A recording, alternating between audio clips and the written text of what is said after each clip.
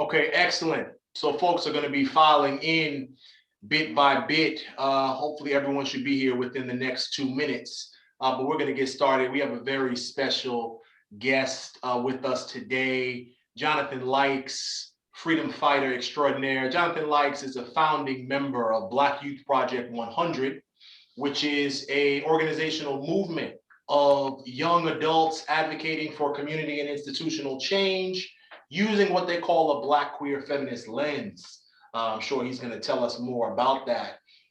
Through BYP 100, Jonathan curated a freedom song album called The Black Joy Experience, which I highly recommend, and I encourage everyone to go out and take a listen to that curated list of freedom songs in the Black radical tradition. Brother Jonathan is also the founder and executive director of Liberation House, which is an organization that engages artists and activists in the service of Black radical organizing.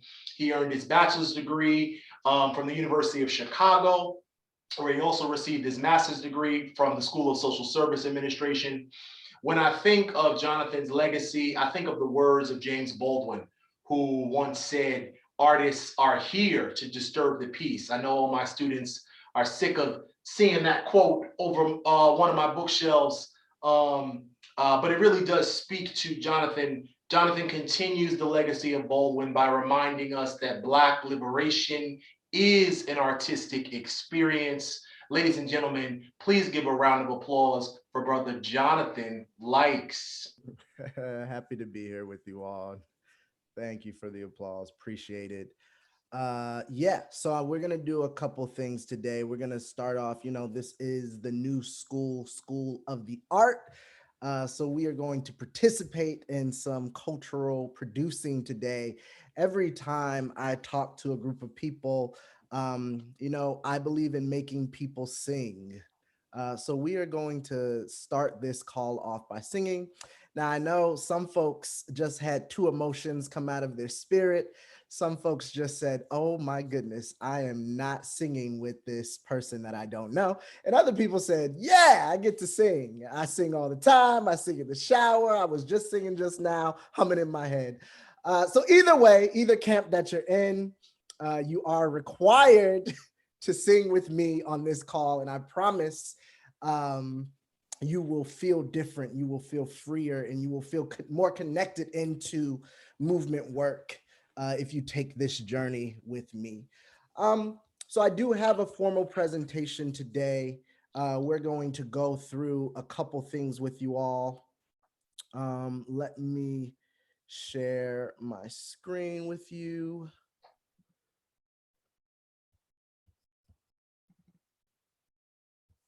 All right. There we go.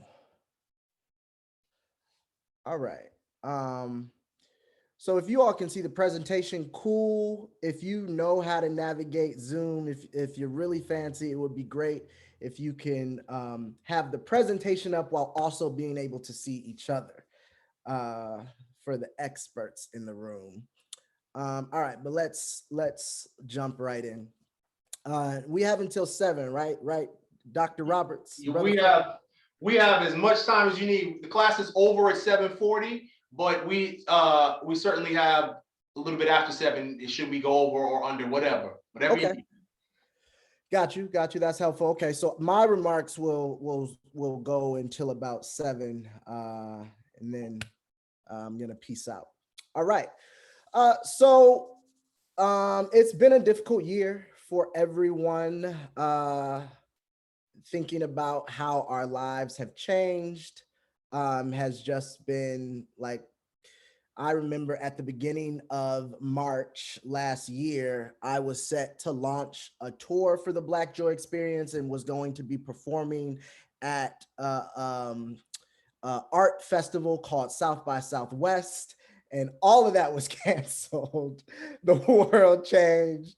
And here we are a year later, still in the midst of just 100-year, once every century pandemic, life-shifting moment in our generation. So that has come with a lot of lessons, that has come with a lot of harm and trauma and depression, to be quite honest, but that's also come with us as a community needing to learn how to grieve together. So to start off today, I'm actually going to teach you one of the chants from the Black Joy Experience album. It is called Ancestors Watching. Um, I would like you to take 10 seconds to place the name of an ancestor in your head. Take about 10 seconds to place the name of an ancestor in your head. This could be someone that you might have studied in the past few weeks in Dr. Roberts' class. This could be someone from your own family lineage that you want to bring into this space today. This might be someone that you've lost due to the pandemic, due to COVID-19 in the last year, or someone you know, one of your friends, or someone in your network that we have lost to this pandemic. But take about 3 more seconds to place the name of an ancestor in your head. In all of the movement spaces I'm a part of, we believe that we're standing in a lineage of all of those who came before us and all of those who will come after us. I'll repeat that. We are standing in a lineage of all of those who came before us and all of those who will come after us. So this chant is really a recognition that those who came before us have not left us, but they're still fighting with us. They are still marching with us, and they're still moving in a spiritual realm on behalf of freedom and liberation towards that goal for all people.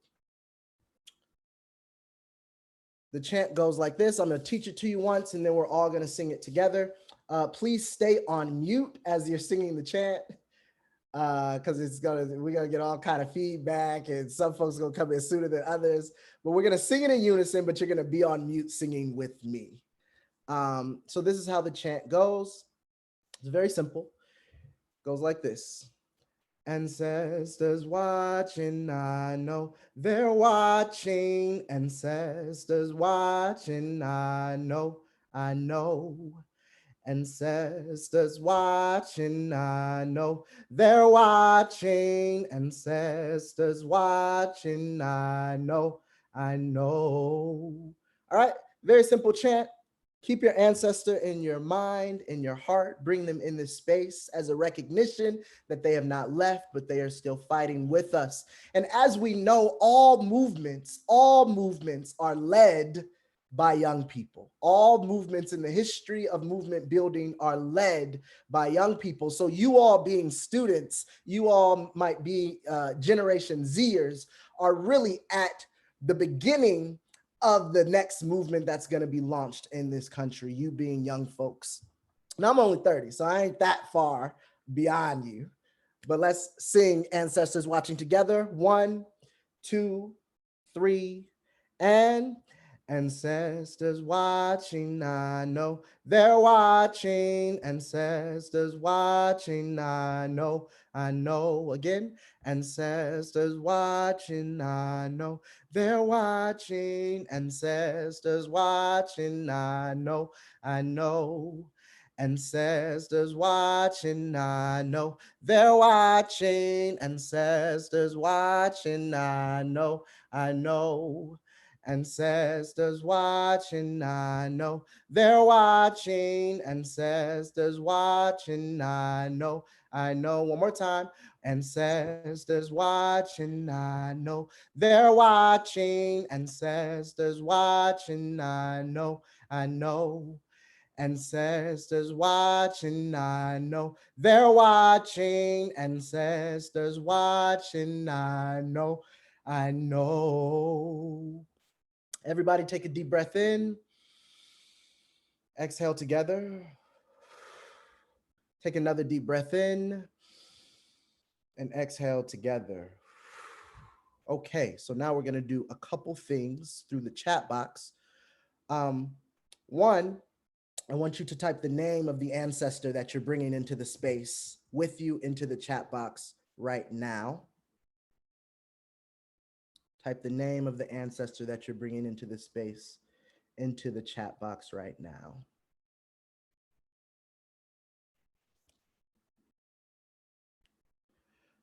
Thank you. Thank you. I see Pura Mendoza, William Fredrickson, Jimmy Baldwin, Aunt Jenny, Molly Jane, Ishmael Roosevelt Graham, Sally Chu, Dylan Stump, Cynthia Fuller, Inez Finster, great grandmother, James Baldwin, Adela Mendoza, Hernan Hernandez, Bob Marley, and James Baldwin also. So thank you for bringing your ancestors, for bringing your people, for bringing those names into this space. We recognize them. We recognize that they are still here with us.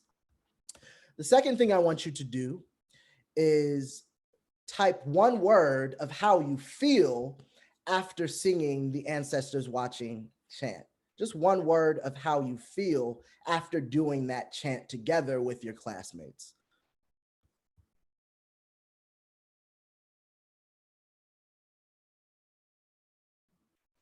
Thank you. Thank you. Thank you. See three people. Type one word of how you feel after doing the chant. I love it. I love how many people begin to feel similar things as we do a simple song, a simple chant together, even as we're not in the same room together, even as we are in different spaces throughout New York and throughout the country.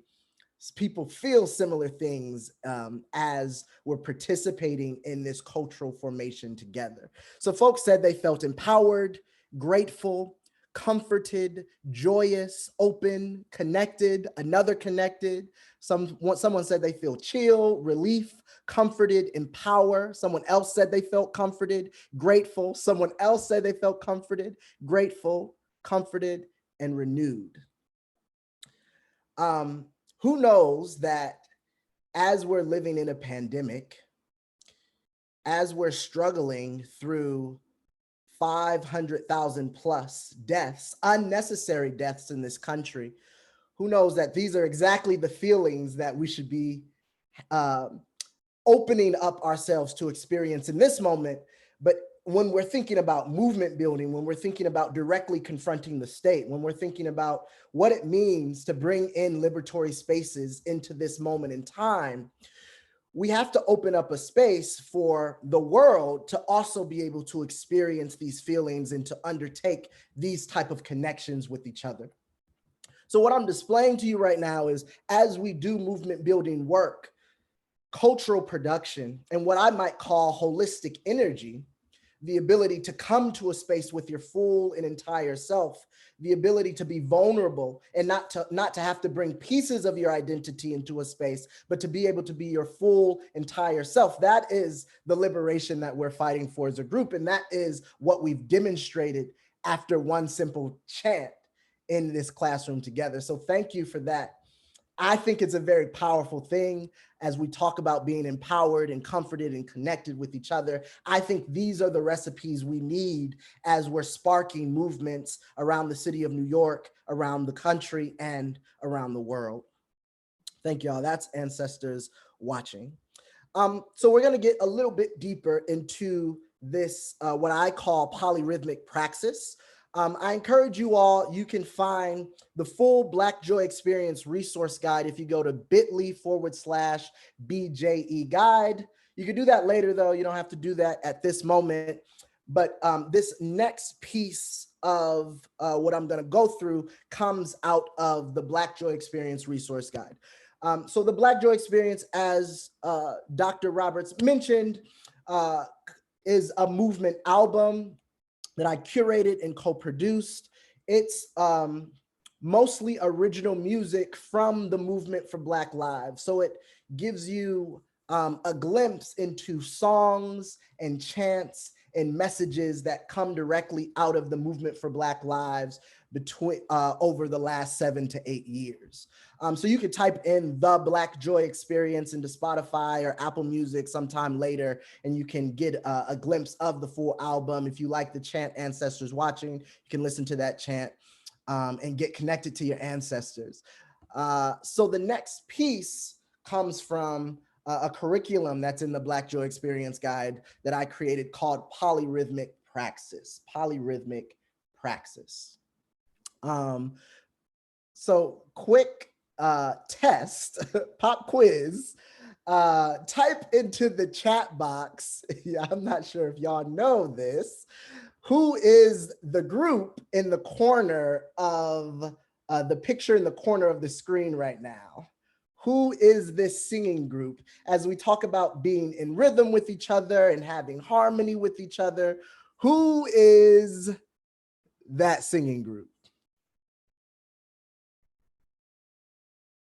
One person answered. Is that right? Anyone who does not know is failing.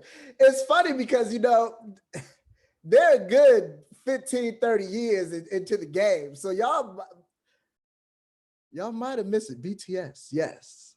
Wait, I don't know. BTS, is that the pop group? The Korean pop group? Oh, yeah. All right, some of y'all got jokes. All right, for those who did not answer, wait, some of y'all are cracking up. For those of you, Boys to Men, yes, it is Boys to Men. It is not, ain't no BTS up in here. Although they do got some good harmonies. I'm not trashing BTS, but no, this group is Boys to Men. Thank you for humoring me. You know, as we talk about Black culture and cultural production, I have to make sure y'all know who those people were who came before us as we talk about rhythms, harmony, and polyrhythmic praxis. All right, so on a serious note, polyrhythmic praxis is how we get a bunch of people doing different things, moving in their different energies to come together, not in complete unison, but in differentiated coordination. For those movement organizers in the space, this is also known as a diversity of tactics. So we have to be nimble, we have to be fluid, and our talents must show up everywhere. So we must also be able to show up with our full selves in all of the places that we're building. So polyrhythms allow us to demonstrate metaphorically through the power of our own voice what is taking place in the larger movement. All right, so let's get into this a little bit more. So I'm going to teach you all an actual polyrhythm. You already know the first part of the polyrhythm is ancestors watching. We went through the importance of bringing ancestors into the space with us and how that is a spiritual practice in movement building that allows us to be connected, that allows us to feel empowered, that allows us to recognize those who came before us, that they're still fighting with us. The second part of the polyrhythm is say her name, say her name. In 2014, there was a campaign that launched out of the movement for Black Lives called the Say Her Name campaign. This was shortly after the murder of Sandra Bland that happened in Texas. And we began to realize that oftentimes within movement building and within the movement for Black Lives, we're calling for an end to police violence. We're calling for an abolition of the carceral state. We're calling for an abolition of the prison industrial complex. But oftentimes as we're calling for that, the only names we hear is that of Black, cis, heterosexual men. And that is a problem because we know that the carceral state, that state violence, we know that police violence impacts Black trans women. We know that police violence impacts Black cis women. We know that police violence actually impacts all of us in numerous ways. So there was a campaign launched in 2014 out of the movement for Black Lives called the Say Her Name campaign as an effort to lift up the names of Black, cis, and trans women impacted by the police and carceral state. So the Say Her Name part of the polyrhythm goes like this. Very simple, it goes like this. Say her name, say her name, say her name.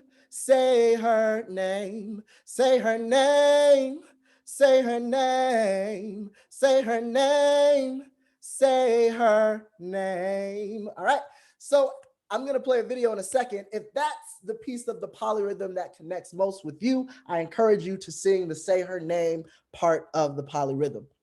The third part of the polyrhythm is a chant we do in movement called Black Magic. Many of you might have heard of Black boy magic or Black girl magic, but this is simply the idea, this is simply the premise that Black people surviving all of the oppression, Black people surviving all of the harm, all of the violence of the state simply makes us magical. not only that we survive it, but that we're able to produce joy out of those moments of struggle, that we're able to experience love and connection and empowerment out of these moments of struggle. So the final part of the chant, Black Magic, goes simply like this. Black magic raining down, black magic, black magic, black magic, black magic raining down, black magic, black magic. All right, so we are going to do the polyrhythmic chant together. As you do it, because I would basically be turning y'all into a choir if I was in a classroom with you at the new school, but we're gonna work this out through Zoom call during our little pandemic moment. It's fine, we're gonna work through it together. So you are allowed to choose which part of the polyrhythm you want to sing, okay? I'm gonna play a video highlighting different organizers and movement builders singing in the streets, many of my different comrades out of Black Youth Project 100 and the broader movement for Black Lives. You're gonna hear the polyrhythm from the album as you're singing along with it. But I want you to choose which part of the polyrhythm that resonates with you most. So some of y'all might want to go back to your ancestors and be like, I want to jam with that a little more. If that's what you want to do, I want you to jam to the ancestors watching part of the polyrhythm. Some of you might want to sing the Say Her Name piece of the polyrhythm. You that resonates with you, that we oftentimes ignore the trans and cis Black and brown women of color impacted by police violence. If that's the energy you want to give out into the space, I encourage you to sing the Say Her Name part of the polyrhythm. And, in person, most people want to jam with the Bringing Black Magic Raining Down. So if that's you, I encourage you to jam to that part of the polyrhythm. And here we go.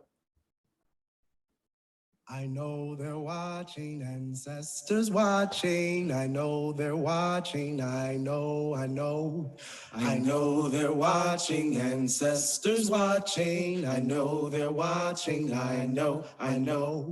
I know they're watching, ancestors watching. I know they're watching. I know say her name. I know they're watching, ancestors watching. I know they're watching. I know say her name. I know they're watching, ancestors watching. I know they're watching. I say her name. I know they're watching, ancestors watching.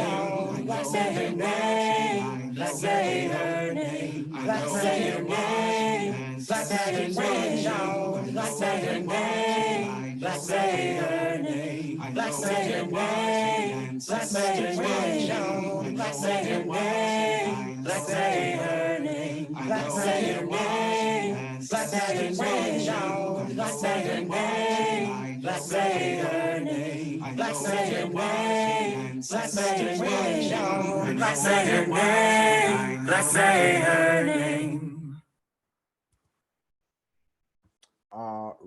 All right. Thank you all for participating. For those of you who were singing along, I appreciate that.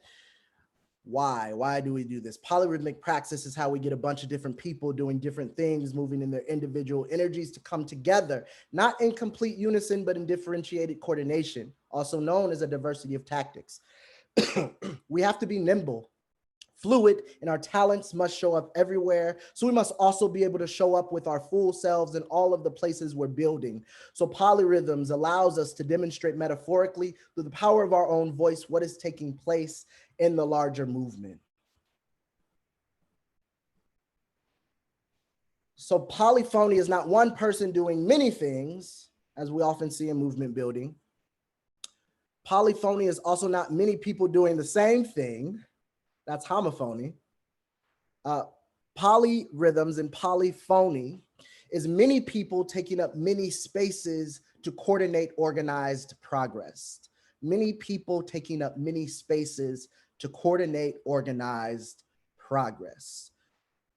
Polyphonic, multiple simultaneous functioning of sound and voices. Polyrhythms, multiple simultaneous functioning of rhythms. This is essentially what movement building looks like. It is oftentimes organized chaos. Many people moving simultaneously in different directions, in different moments, in different spaces to create coordinated, organized progress towards liberation.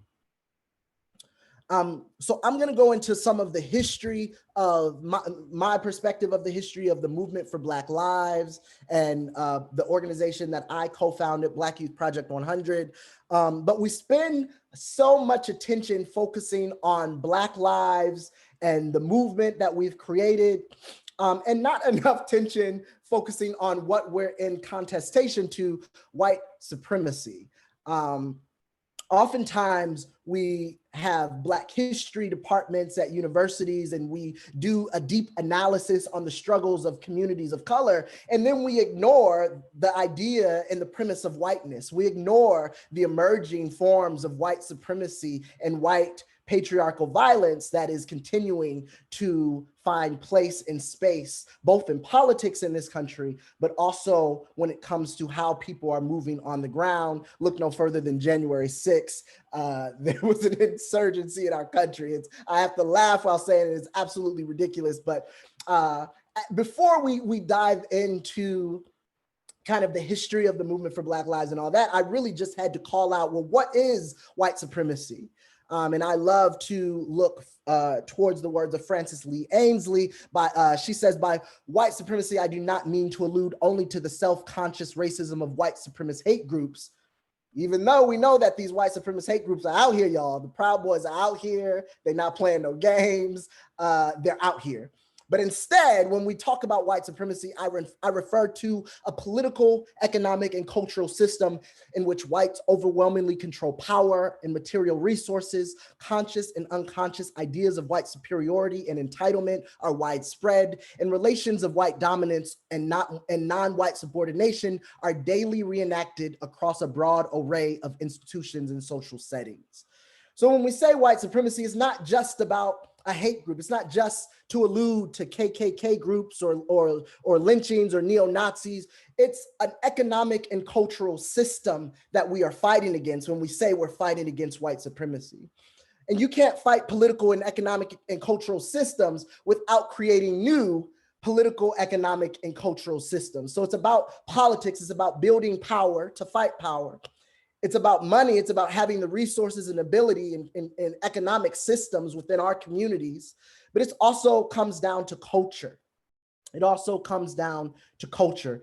The Latin word for culture is colere, and it means to nurture or to tend the earth. So much about the work that we're doing is about conjuring up colere, conjuring up a counterculture, conjuring up a new way of thinking and believing and nurturing the earth and the world in contestation to white supremacy, in tension, in direct conflict with this ideas of one group of people overwhelmingly controlling power and material resources. So as we think about the roots of the movement for Black Lives, as we think about how we launched the movement for Black Lives out of this moment in 2012 and 2013, we always have to keep in the back of our minds what we are fighting against: white supremacy, which exists not only throughout the American story, but throughout the story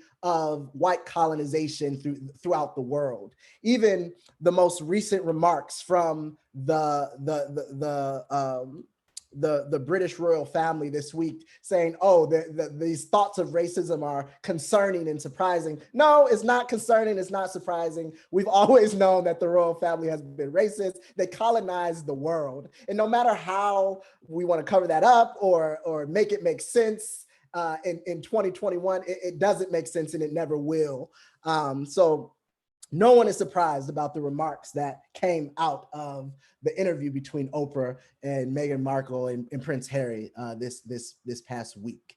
Okay, so I want you all to type into the chat box. So I have here overt forms of white supremacy, overt forms of white supremacy. These are socially unacceptable forms of white supremacy. When we think of the KKK or saying the N-word or neo-Nazis or lynchings, swastikas, these are socially unacceptable forms of white supremacy that show up in our society. What I want you all to type into the chat box is socially acceptable forms of white supremacy that show up all of the time in our society every day. Socially acceptable forms or covert forms of white supremacy that show up. If you all could list what you think those forms of white supremacy are or examples of those forms of white supremacy, please type them into the chat box now. No wrong answers. No wrong answers. You mean things that are like normalized in society? Yes, absolutely. Okay. Yes. Yep. And you could call them out. You could type them into the chat box or call them out to me. Either way is fine. I see gaslighting, absolutely. School tracking, absolutely. Microaggressions, absolutely. Gentrification, absolutely. Not accepting protective hairstyles at jobs or schools, so policing of a Black identities, not even being allowed to wear our hair in certain ways, absolutely. Cultural appropriation, the wealth and wage gap, yes.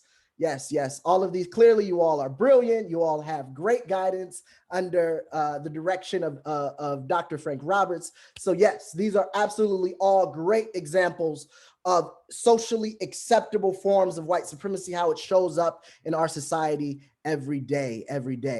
So yeah, here are covert forms of white supremacy. So when we think about the socially unacceptable forms of white supremacy, it really is just the tip of the iceberg. So socially acceptable forms of white supremacy, this idea of making America great again, hiring discrimination, racial profiling, mass incarceration, blaming the victim, colorblindness, this white savior complex. The list can go on and on and on. There are just an insurmountable amount of things that show up as covert forms of white supremacy that are really just built into the bedrock of our society. So as we think about a movement that demands the value statement of Black Lives Matter, it is demanding that in contestation, not only to these socially unacceptable forms of white supremacy, but especially in direction of the socially acceptable forms of white supremacy. And that's why a lot of people are angry when we think about this backlash to the Black Lives Matter movement, or even this backlash to the Obama presidency, to our first Black president in the United States. Many of it is to demand that these things remain socially acceptable in our society, as there's a movement of younger folks and a newer generation of people demanding that actually these things are no longer okay. These things are no longer acceptable. And we want to tend, we want to nurture, we want to cultivate a new cultural paradigm in our country. That is the premise of the movement that we are all living in today, that we are living through. So white privilege, historical and current societal privileges that benefit people identified as white supremacy, belief that white people are superior to all other races and therefore should dominate society. So one more thing I want you all to call out, examples of white privilege and white supremacy that we've seen highlighted during the COVID-19 pandemic. What are examples of white supremacy that you've seen highlighted during the COVID-19 pandemic? You could call it out to me or put it in the chat box. Yep, thank you. Yep. Vaccinations mainly going to white areas. Yes, that's exactly right. The racial makeup of those affected. As we know, there's disproportionality of those being impacted by COVID-19, and that's for several reasons. Some jobs allowing people to work remotely forever. So yes, who gets access to stay at home and work at home, and who has to be a frontline worker to put themselves at greater amounts of risk? White people blaming Asian people, absolutely. The fact that the former president 45 was still calling this the China virus, absolutely. White social media influencers spreading COVID and thinking they're immune and promoting it on social media.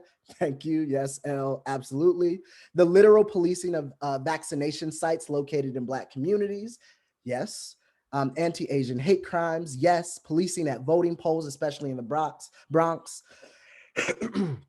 Still paying them even if they're quarantining, referring to Texas. Yeah, thank you all. These are all great call outs. Refusing to believe it's real. Yes, we still live in a society where people are denying the fact that this pandemic is real.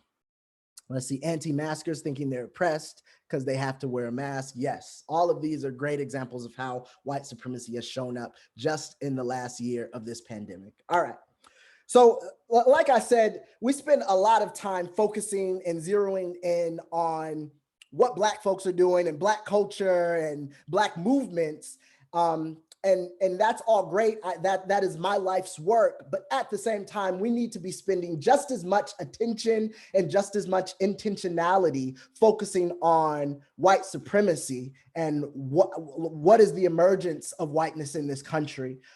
We need departments studying whiteness. What is this white anger? What is this white fragility? What is this white hate that is really the reason that these movements exist in the first place, in contestation to these formations of white supremacy that are still trying to hold on to all of the power that they have. So I'm going to shift now towards movement building, the creation of BYP 100, Black Youth Project 100, and the broader movement for Black lives.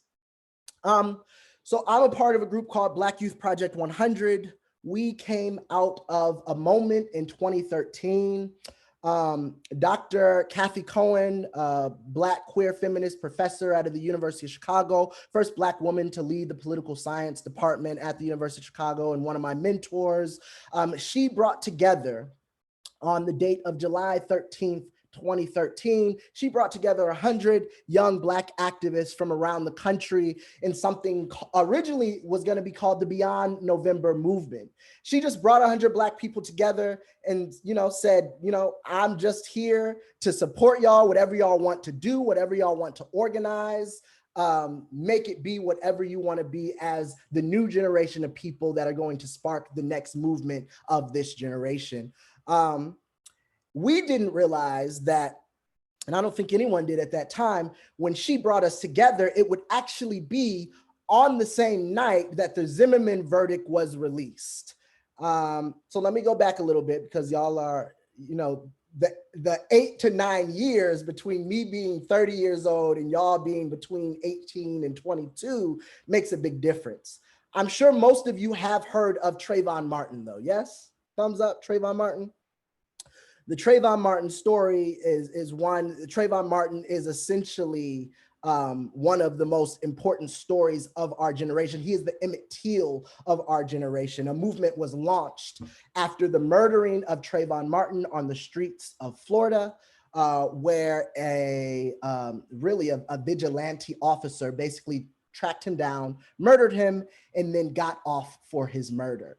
So the night in our country, and it's a little bit even more complicated than that. They really tried to cover it up to begin with. And then there's a movement organization in Florida called the Dream Defenders that had to actually march to the police station to even get a trial for the murder in the first place. It really would have just gone unnoticed if the Dream Defenders they did a sit-in of their state capitol building for 40 days and 40 nights in Florida. So there was even movement building happening to even make sure there was a trial and visibility around the case.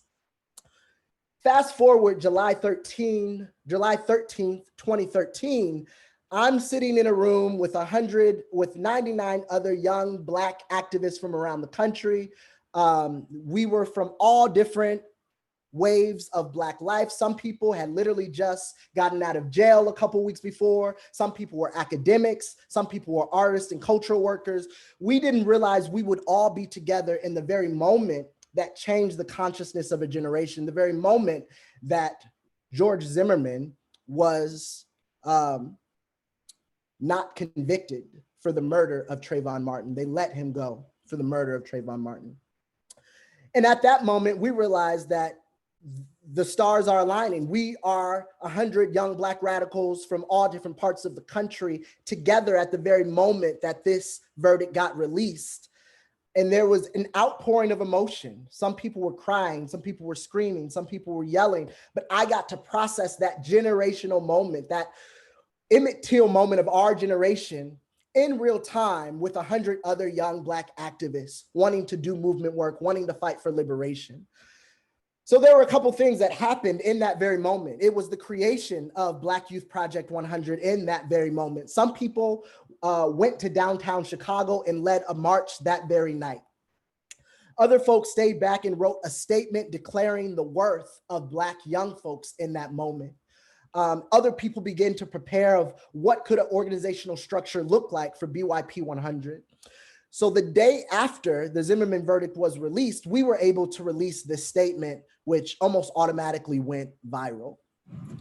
To the family of Brother Trayvon Martin and to the Black community, may this statement find us in the spirit of peace and solidarity. We know that justice for Black life is justice for humanity. Our hope and community was shaken through a system that is supposed to be built on freedom and justice for all. We are all your sons and daughters. We are the marginalized and disenfranchised. We are 100 next generation leaders. We are the Black Youth Project, Beyond November movement. We see the hopelessness of a generation that has been broken trying to find its place in this world. We understand that we need to turn anger into action and pain into power. As we waited to hear the verdict in the spirit of unity, we formed a circle and locked hands. When we heard not guilty, our hearts broke collectively. In that moment, it was clear that Black life had no value. Emotions poured out, emotions that are real, natural, and normal, as we grieved for Trayvon and his stolen humanity. Black people, we love and we see you. We mourn, but there's hope as long as love endures. Trayvon was manifested from ancestral excellence. The salt water falling from our eyes now is not different from the salt water that we trafficked it on then. If the soil of the United States could speak, before saying the word, it would cough up our blood, choking frantically, crust-curdling with the gore of an oppressed people it has been force-fed. White supremacy has waterboarded it with the remnants of its genocide of us.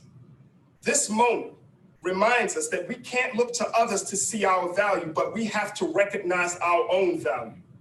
In spite of what was said in court, what verdict has been reached, or how hopeless we feel, Trayvon did not die in vain. A mother should never have to bury her son. However, his death will serve as a catalyst of a new movement where the struggle for justice will prevail. Instead of a moment of silence, we raised our voices together. As Audre Lorde said, our silence will not protect us. We are young leaders standing on the shoulders of our ancestors, carrying the historical trauma embedded in a legal system that will not protect us. We are the legacy of Black resilience that compels us to fight for our lives. We continue to call out Black love, Black power, Black is beautiful, in the face of continued devaluation of Black life. We affirm a love of all Black life, no matter if we are in hoodies or business suits, incarcerated or in boardrooms, on welfare or in the WNBA, on the corner or in the White House. We declare the fundamental value, beauty, and power of all Black people. The poet Claude McKay once said, "Though far outnumbered, let us show us brave. We'll face the murderous, cowardly pack, pressed to the wall, dying, but fighting back. Justice for Trayvon."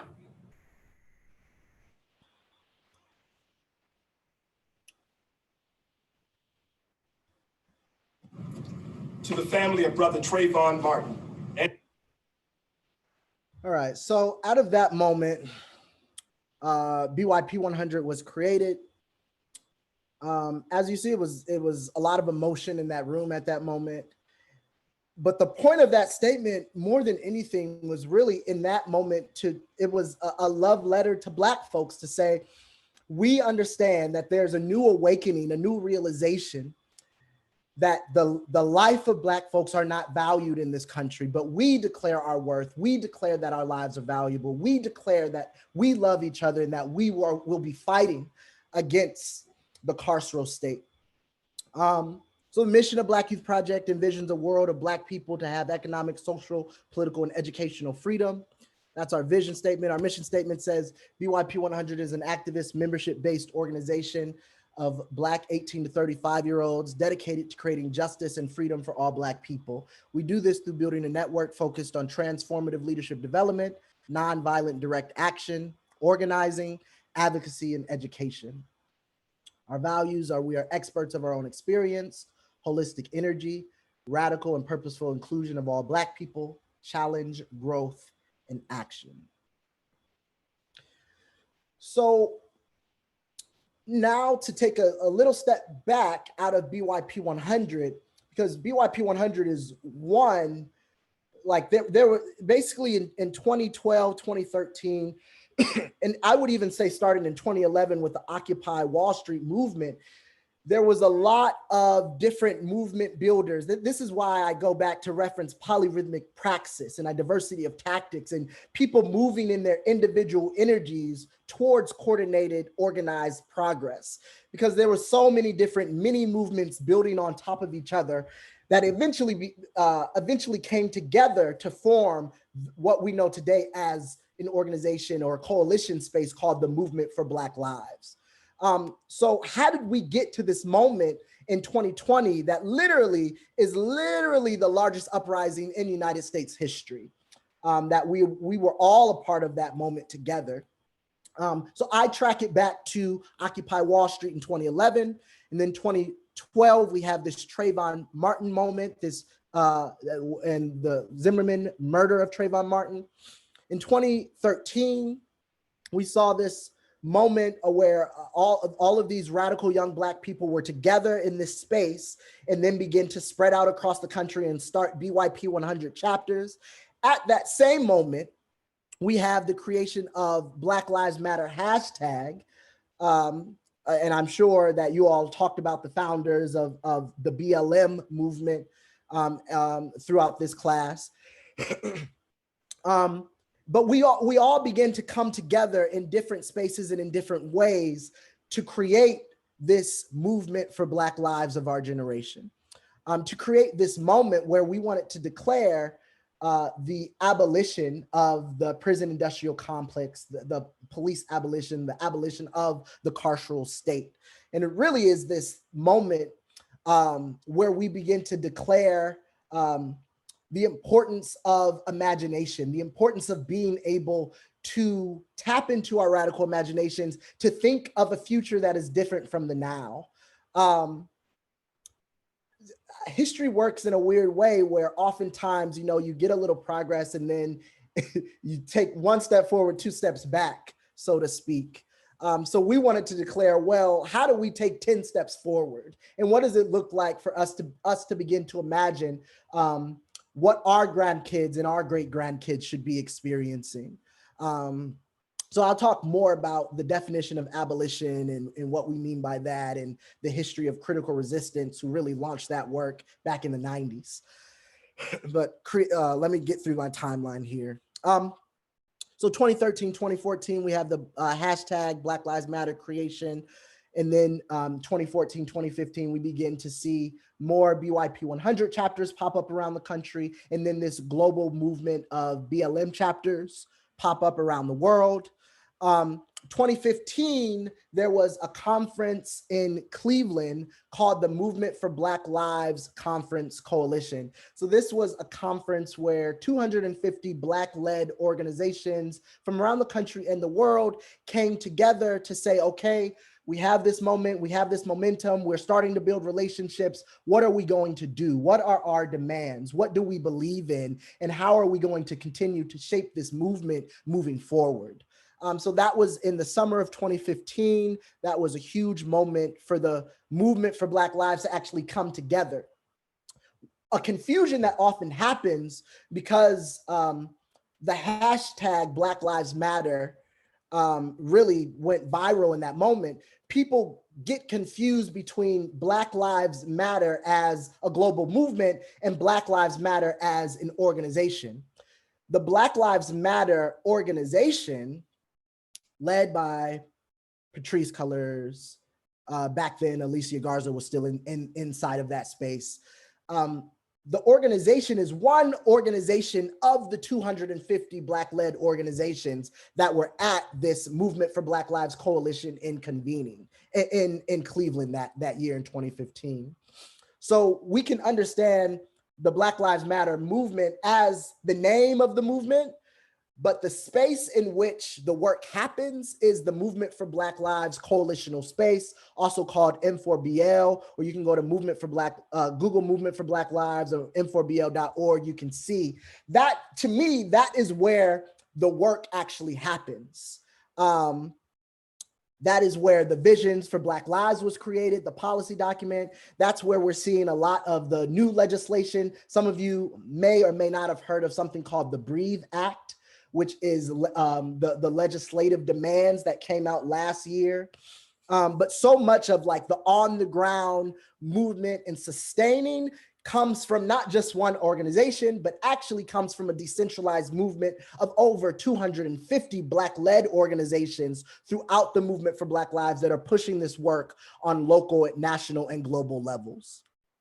So in 2016, then we see the election of the 45 regime, which totally shifted and impacted the movement. In 2017, we begin to focus on police unions. And I have some pictures I'm going to show you in a second of what these series of Freedom Now actions have looked like and what it was like to coordinate direct actions where people are using their bodies to directly confront the state. What does that look like?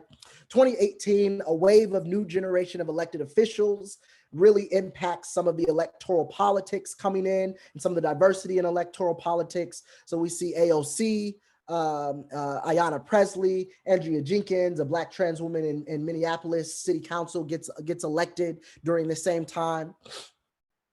2018, 2019, we see another youth-led movement coming right on the heels and being encouraged by the Movement for Black Lives. After the Parkland shooting happened, we see a lot of national youth protests and fight against gun violence. And then 2020 happens and changes everything.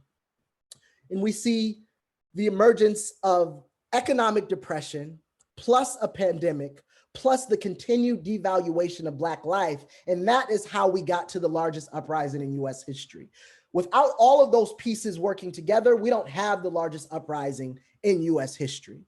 Without the pandemic coming together with economic depression, coming together with this moment that happened in Minneapolis to spark the movement, that is how we get to the 2020 uprising. And of course, we know later in 2020, we finally ousted 45.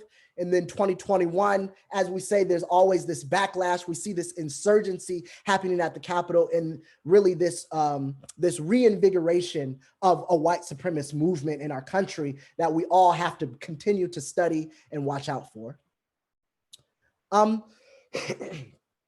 Frank, I'll probably go on another 10 minutes or so. I know you said we have time, but I'll definitely be going a little over. So imagination, direct action as a means of confronting systemic oppression. What we need to recognize is that everyday youth are finding ways to resist, survive, and navigate systemic oppression. So to truly be transformative, we must understand the ways in which youth are confronting systemic oppression and creating their own spaces to experience joy and liberation. So the series of pictures that you're seeing here is examples of BYP chapters around the country using their bodies to directly confront the state. So in the first three pictures, you'll see actually pictures of young Black youth in Holman Square, west side of Chicago. And this was the site of police torture in the city of Chicago. And I literally mean police were torturing Black and brown people into guilty convictions. You should Google the John Burge trial, in Chicago.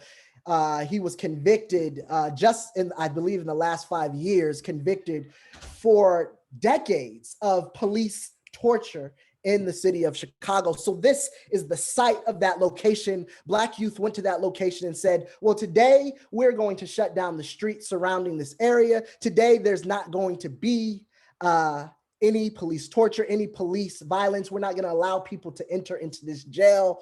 We're going to stop the operation of this police facility for as long as we can. So that's what you're seeing in the first two pictures. You're seeing a Black brilliant woman locking herself to the top of a ladder and holding up a Black liberation flag, stopping the workings of this police facility. In the next three pictures, you're actually seeing another direct action that took place in Washington, D.C., and this is all in the year 2017. So right, the year after, the summer after Trump was elected. And these two direct actions happened on the same day at the same time. So it was a coordinated direct action of 5 BYP chapters across the country. Actually, during the same time in New York, we had New York BYP 100 chapter members that locked themselves in the lobby of the Police Benevolent Association, which is in Manhattan. They were almost arrested immediately in New York. I think they lasted about 5 or 10 minutes in the lobby of the Police Union of New York. I believe in Chicago, they held that space down for about 11 hours. And I was based in DC at this time. We locked ourselves to the legislative offices of the FOP, also known as the Fraternal Order of Police. The Fraternal Order of Police is a national organization of police unions around the country. So basically, we all know about Mike Brown. Mike Brown was shot and killed in Ferguson, right outside of St. Louis, by an officer named Darrell Wilson. When Officer Wilson shot and murdered Michael Brown, he left him laying in the street for 4 hours. He left him laying in the street for 4 hours because instead of calling the ambulance right away to take the body, he called the Fraternal Order of Police, his police union, so they could coordinate their stories and get their stories straight of how the situation happened. So we know there's all types of collusion that takes place when police unions begin to protect the carceral state and begin to protect the murderous police officers that are in their jobs.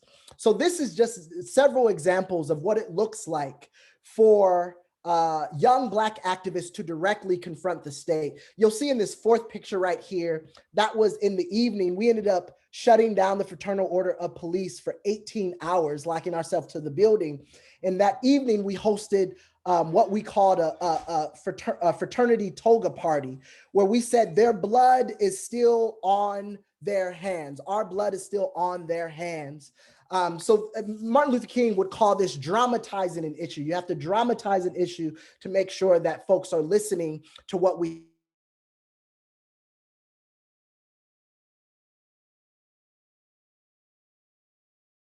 I think Brother Jonathan has temporarily gotten frozen. I'm sure he's coming back. Can you all hear me? Yeah, I can hear you. Okay. Yeah. We're gonna wait for Brother Jonathan to come Can you all back. hear me now? Here we go. Can you hear me? Yes. Yeah, we can hear you. Can you still see my screen? Yes. Yeah. Okay. There you go. Okay. We lost you right as you were describing Dr. King's theory of dramatizing an issue. Yeah, absolutely. So this is just giving you an example. And hopefully, here we go. My slides are being a little weird on me here. All right. So this is just giving you all an example of what Martin Luther King encouraged us to do, was to dramatize our issues so that our voices can indeed be heard. Just give me a moment. All right. So the movement for Black Lives, which is really what I want you all to understand, the home of the movement. This is the home of the movement. So all of the policy documents come out of this space. Many of the organizing demands come out of this space. Much of the cultural work comes out of this space. The movement, and this is from the M4BL website, the movement for Black Lives is an ecosystem of individuals and organizations creating a shared vision and policy agenda to win rights, recognition, and resources for Black people. In doing so, the movement makes it possible for us and therefore everyone to live healthy and fruitful lives. So basically, the movement for Black Lives is divided into 6 tables. One table is for policy demands. Another table is based on organizing and base building. Another table is electoral work and electoral justice. Another one is called the Rising Majority, which is all about bringing in, the Rising Majority space is bringing in movements of color to be in solidarity with the movement for Black Lives. So this is like organizing with the folks on Standing Rock. Am I a little stagnated, Frank? I'm good. You're a little bit stagnant, but a little bit what do you call it, delayed, but not too much. Okay. Sorry about the internet connection issues, you all. Apologies for that. I'm almost done, so I'm gonna come to a close soon. But I want you all to understand that this movement is structured around a decentralized yet cohesive functioning of these different tables in order to build power and movement building throughout this time. So I'm happy to answer questions and take you all's questions. Yeah, I have about 10 more minutes of time, so I'm happy to just open it up. If you all have any questions about the cultural work or the movement in general, happy to answer any questions you might have. Brother Jonathan, do you want to stop the share screen option? That might slow down some of the lagging. There we go. I think that might have helped. Okay. So do we have questions for this brilliant mapping of the contemporary movement for Black Lives? We'll begin with Quincy. Hey, thank you for being here and speaking. I have a couple of questions about your music. Like, I was curious about your musical background and like what inspired you to start singing and producing music. And second part of that question is, did you always know that your music and your activism were gonna intersect, or was there like a moment where you decided like, I'm gonna start putting my sound towards fighting for what I believe in? Great question. Thank you for that question, Quincy. So a little bit of my background in organizing. I became an organizer at the age of 15 years old. Losing you. Can you hear us? I can hear you all. Okay, you were a little bit lagged. We lost you at we lost you at the beginning. Do it one more time for us if you don't mind, brother. No problem. Sorry about the computer issues, you all. It's all good. It's all love. Yeah. So I was just saying that and if it's even my computers have just having some well, you know what it is. You so damn polyrhythmic. You be moving from here to here to here, and the internet. So just stay still as the rock that you are, and anchor us, and it will probably the spirits and the ancestors will collide and co-conspire with you to be able to answer these questions. You there, brother? And I'm actually, yeah, I hear you all. And I'm actually going to try to turn off my camera to okay. Maybe the voice will come in a little bit more clear. So Quincy, to quickly answer your question, yeah, I'm a Black person that grew up in the team. So music has always been a part of my personal tradition. But I understood that there's a space, there's a gap between queer people really being able to experience their full selves within the structure of the church. I started organizing at the age of 15. When I was 15 years old, my first campaign was a minimum wage campaign in Ohio, where I went around and collected signatures and realized that we could actually put the minimum wage on the ballot for people to vote for directly. And that allowed me to realize the power that we have.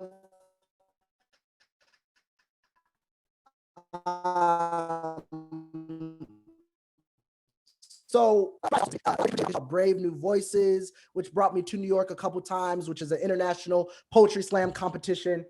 So culture has always been central. Can you hear us, Jonathan? Yeah, I can hear you. Can you all hear me? It's really lagging. I think the COINTELPRO folk are back. To it. Look, I'm gonna do this. I'm gonna do this. Now you're really clear. Oh, there you go. Okay. I'm gonna do this. So turn off, you got to turn off the other one, otherwise there'll be an echo. Yeah, I'm trying to get out of it altogether. There you go. There you go. All right. We gonna do this. Is this better? It's much better. Okay. And keep those hands up because we want to honor Brother Jonathan's time and not go over. He's been generous with his time. Compile your answers. Keep those hand raised buttons so that I can see you and we can go straight to the question and try to get them in for as long as we can have, Jonathan. We're gonna keep them and try to hold them. Okay, go ahead. Yeah, just to finalize my answer towards Quincy. Yeah, culture has always been a part of my imagination of movements, but also the history of movement building. I encourage you all to go back and look up some of the work from Student Nonviolent Coordinating Committee. I see BYP 100 as kind of like the youth movement of the movement for Black Lives. And that's what SNCC was for the civil rights movement. But they had the SNCC singers and they had Sweet Honey in the Rock. They had Nina Simone. They had a tradition of song and cultural building around their movements, and it was all connected to each other. So I believe that the Black Joy experience and the movement for Black Lives cultural table and these spaces are critical, particularly as we're demanding the need for us to be able to imagine a new world. It's going to come from the artists. It's going to come from the cultural workers of our generation. It's going to come from people who attended schools like the New School of the Arts. So it's going to come from people who are in these both artistic and imaginative spaces for us to be able to imagine new worlds. So it has always been a part of my tradition as an organizer, but even beyond me, it's always been a part of the Black radical tradition of organizing. Thank you for that so much. Safa? Yes, thank you so much for being here with us today. And my question is in regards to how has the Black Youth Project adjusted to COVID, and what do you guys have planned in spite of the pandemic? And how are you guys active during the pandemic? Thank you. Thank you for that question. Yeah, the pandemic has been difficult for everything and for everyone. I think, but at the same time, there was an uprising that took place right in the middle of our pandemic. I think that, we really shifted towards being able to give direct money to our community and being able to do kind of community-led support and gifting of funds, redirecting and redistribution of funds directly to community members during the pandemic. So there's been a lot of campaigns around that. One of the largest things within the pandemic that have happened, obviously, like our meetings shifted to Zoom, but still a lot of people were willing to put their bodies even more on the line to be in the streets last summer during the largest uprising of our generation. Some of you in New York might have heard last summer of Occupy City Hall, which BYP 100 helped to launch, where we spent 30 days outside of the City Hall building demanding the defunding of police. And, the result, it did actually result in a $1 billion decrease in the budget of the NYPD. Now, it was a little tricky because they said they ended up putting that money into schools that then went to school policing. So, the cities are always trying to run tricks on people. But yeah, I think that the pandemic changed everything. It really did shift how we organize. But most of all, I think it really highlighted all of the issues that we were fighting for before the pandemic. They became that much more dire. They became that much more critical. And I really think that the fact that the world has experienced this pandemic together, it's gonna shift how we do everything moving forward. Do we have time for one more question? Yeah, no, that's fine. Okay, who else out there has a question? Or I'll ask one. They get a little shy. Okay, I see a hand, but who is that with the hand? I can't see who you are, so just begin speaking. Yeah, that's me. Well, technically I had Quincy's question, but then he asked it. So I guess to play off that, like, what do you see yourself doing in the future with your career, like musically creative or just in general, that speaks to activism in general? Sure. So this year, and we were trying to do this last year, but the pandemic kind of pushed it back, but we're launching a Black Joy Experience Artist Collective, where we're going to bring together artists and cultural workers from around the world. We're going to be recording the Black Joy Experience Volume 2 this year, just to continue to remain in the Black radical tradition and be able to highlight the songs and the musics that came out of last summer. Overall, like, you know, my talents and my music and my gifts, I really do believe that, you know, our gifts have to go towards what we're fighting for. To me, I'm fighting for a world where we are all able to joyfully live out our self-determined lives without limitations or barriers. So I put my gifts into that type of work. And as the polyrhythmic praxis lesson says, our gifts must show up everywhere. Our talents must show up in the places that we're showing up in. So while, you know, other folks, you know, their interest might be to pursue fame or acknowledgement, mine is the self-determination of my people. So I put my time and energy and gifts towards that goal. Let me just try to squeeze in, I promise, brother. One last question. We ask all our speakers to define Black Lives Matter as a movement. Now, you've already done that over the course of your very eloquent presentation. I'm wondering if you want to give us an even more concise kind of how does Jonathan Lykes define Black Lives Matter as a movement? And what does abolitionism mean to you? Or why is that important? You use this language of defund the police, which has become a critical key word for the movement for Black Lives. Can you tell us why that's necessary in the work that you do?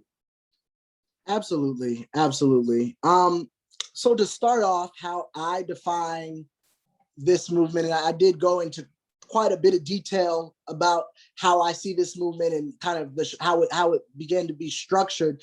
But at the end of the day, this is a movement for the self-determination of Black people to be able to live out their full selves. This is a movement dedicated to holistic energy of all people. We should be able to live our lives and come into spaces, not with pieces of our identity, but with our full and entire selves in the 21st century. And that's really the life line that we're fighting for. As I think about prison abolition, I really go back to the definition of critical resistance. I encourage you all to go to criticalresistance.org. They put out a wonderful abolition policing toolkit last fall. But Critical Resistance, an organization created in 1997, was thinking about this way before there was a movement for Black lives. And they define the prison industrial complex abolition as both a political vision with the goal of eliminating imprisonment, policing, and surveillance, and creating lasting alternatives to punishment and imprisonment. So in many ways, this is a way to think about how we want to live in the future. So when we say abolish police, that is not something that is possible tomorrow. We're trying to create examples and create alternative spaces that give people the imagination to think about a different way of doing things in the future. So abolition isn't just about getting rid of buildings and cages. It's about undoing the society we live in, because the prison industrial complex both feeds on and maintains the oppression and inequities through punishment, violence, and control of not only Black people, but control of all people. So abolition is a broad strategy. And it really is, how are we creating models, examples? How are we giving people an example of what alternative forms of accountability can look like in the future? Wow. Well, we just are so grateful for you on today. On behalf of all of our students, I just want to say thank you for being a keeper of the culture and a keeper of the legacy, and for keeping the legacy forward. We honor you. We thank you for honoring us with your time. Let the people know how they can keep in contact with you via social media. Sure. You all can reach out to me, keep in contact on Instagram. My Instagram name is j.lykes, j.lykes. Or go to my website, liberationhouse.org, and you can see and get updated on the work there. As I said at the beginning, I truly do believe that movements are led and sustained by young folks. So it like y'all, like as Generation Zers, as the next generation that is coming right after the movement for Black Lives, but is still critical and a part of this current movement, you all will definitely have the mantle to continue this work into the future to make sure that liberation is seen in our lifetime. So thank you. I hope y'all know Frank is my brother. I'll do anything for this brother. So I'm here because of him at the end of the day. So thank you, Frank, for bringing me into this space. I appreciate you so much. Thank you so much, dear brother. Let's give it a round of applause for Brother Jonathan Lykes. And thank y'all. Onward and upward. We Thank will you. see you soon. Thank you. No problem. Thank Peace, y'all. you.